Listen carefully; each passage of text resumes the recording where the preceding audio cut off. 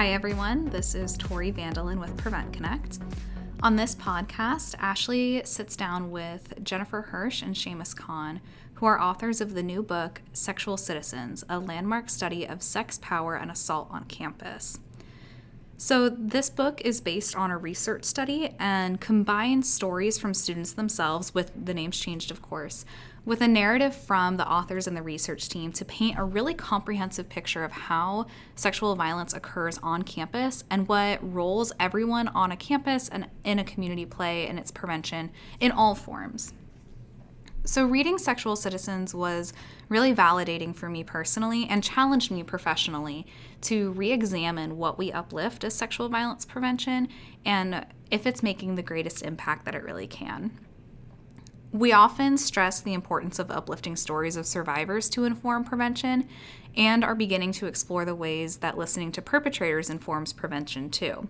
This book does both, and we hope that both the book and this podcast with the authors opens new opportunities for prevention for you too. Keep listening for episode 1 and be sure to click on through and listen to episode 2 as well. Jennifer and Seamus, I'm so excited that you have joined me and our Prevent Connect audience for this conversation today. And I'm wondering if you would just simply start by introducing yourselves and the work that you do.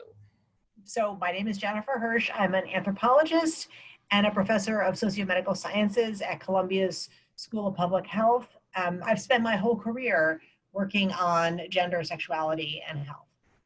And my name is Seamus Khan. I'm a sociologist. I teach at Columbia University with Jennifer. Wonderful. So I'm wondering if you would tell our audience a little bit about the SHIFT study and how your new book, Sexual Citizens, has come out of that. In the summer of 2014, there was a lot of conversation about campus sexual assault. And I remember thinking that people were really focused on two important questions and really missing a third. So there was a lot of conversation about adjudication and how to make it fair. And there was a lot of conversation about measuring campus sexual assault, needing to prove yet again that it was a problem, even though we knew it was a problem. And what was missing is that there wasn't enough of a conversation about prevention.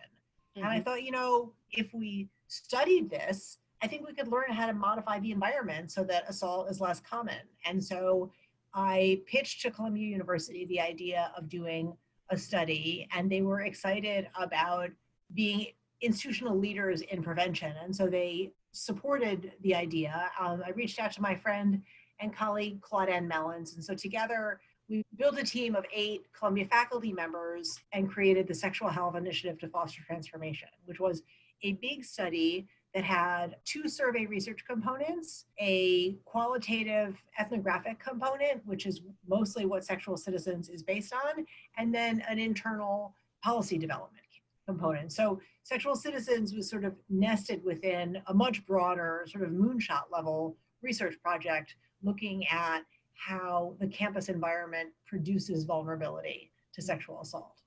There has been so much more conversation just very broadly about sexual violence, and a lot of it focuses on response and listening and believing survivors. But what is often missing is that conversation that this is actually preventable. So that's such an important consideration, and it's so exciting that you were able to have the university really get behind a prevention project. So in the book, Sexual Citizens, there's some terminology that you all use. So specifically, I'm talking about sexual projects, sexual citizenship, and sexual geographies. What do you mean by those terms? They're really meant to be positive things that advocates can do, as well as everyday people, everyone can do. And so the first concept, a sexual project, is the answer to the question, what is sex for? People have lots of reasons why they have the kinds of sex that they have. We think that there's been a general failure in helping young people in particular, but really all of us, understand what sex is for. And so we really think it's important for that to happen. And sexual citizenship is the idea that families and communities need to raise young people so that they understand that they have a right to choose the kinds of sexual experiences that they engage in, and that the people around them have that same right. We can't solve the problem of campus sexual assault without addressing the adult fear of young people's sexuality. The final concept is sexual geographies, and this means taking space really seriously. If you think about two young people who are hanging out at a bar and the bar is closing and there's nowhere for them to go and they head back to a dorm room, when they open the door to that dorm room, they see four pieces of furniture: a desk, a bureau, a chair, and a bed. And if they're going to sit together, they have to sit on a bed together. And that has a lot of meaning. And in the book, we sort of talk about the geographies of experience of young people. It's really more than furniture. It's about access to space and control over space, and how those things are intimately tied to power and inequality on campus and really beyond. In the book, you're providing such an in-depth look at the lives of students and how sex and sexual assault are either occurring or not occurring in their lives. And so I'm wondering if you could tell us and share what were some of the most surprising things that you learned in your research? One insight that we took away from the research is that sometimes when an assault happens, one person genuinely thinks that they're having sex in that moment. A young woman told us a story about meeting up with her ex-boyfriend in the park, and he had reached out to her because he was upset about his sister's cancer diagnosis, and she still cared about him, and she went to meet up with him, and he pushed her up against a rock and raped her. But in the way that she recounted the story, he seemed to really think that they were having sex to give him comfort. But he also didn't listen to her say no. And I think a second one for us is there's a lot of discussion in the college context about assault, but more broadly about the relationship between alcohol and sex. As we were watching young people, it became really clear to us that people didn't just drink and then happen to have sex. They drank in order to have sex. And the social co-organization of alcohol consumption and sexual contexts is really, really important. And part of the reason we found that they were drinking so much is, as one young person told us, alcohol was like Novocaine to them. It helped numb them in such a way that they were able to have sex.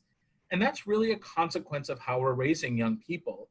It's a consequence of building shame into an understanding of sexuality, and of young people feeling like when they're having sex, they're doing something wrong, or they're doing something that they shouldn't, or that they're ashamed of their bodies and who they are. And so part of breaking the relationship between alcohol and sex isn't saying that people can't drink and have sex.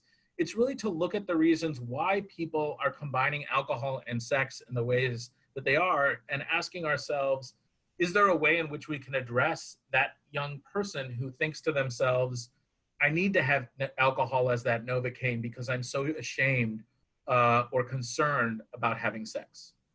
Where do we start then if we're trying to prevent sexual violence and we know that people already have so much baggage around having sex? Where do we start as prevention practitioners?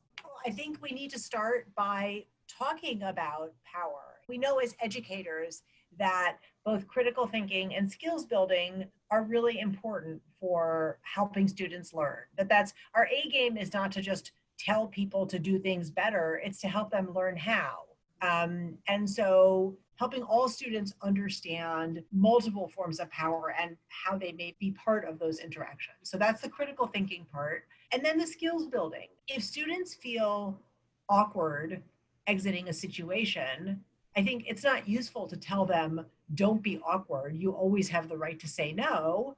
I think that we need to help them feel like they have the skills to exit a situation where they're uncomfortable. And then obviously they need to have the skills to listen to each other, to notice if someone is trying to get out of an interaction. We found in one of the papers from the Broader Shift project found that students who had received comprehensive sexuality education that included refusal skills training before college, those women were half as likely to be assaulted. Thanks for listening. Tune in to part 2 to hear from Jennifer and Seamus why preventing sexual violence is inseparable from racial justice and challenging other forms of oppression, as well as what role we can all play in preventing sexual violence.